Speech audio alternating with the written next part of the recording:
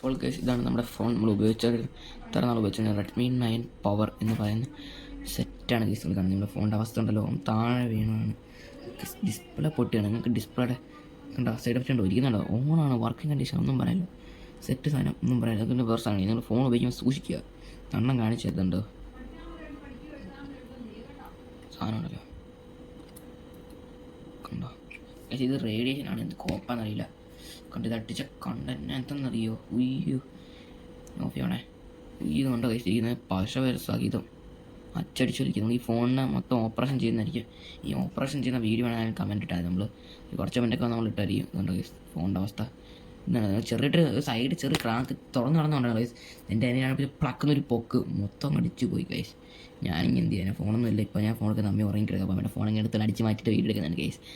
അമ്മ കാണത്തൊന്നുമില്ലായിരിക്കും വീഡിയോ. എനിക്ക് ഇൻസ്റ്റാഗ്രാം ഒന്നുമില്ല. നമ്മുടെ ഫോണ് ഓപ്പറേഷൻ വീഡിയോ ആണെങ്കിൽ പറഞ്ഞാൽ മതി. നമ്മൾ അടുത്ത ദിവസം ഡയറക്റ്റ് വന്ന് വീഡിയോ എടുക്കുന്നതായിരിക്കും ഗൈസ്.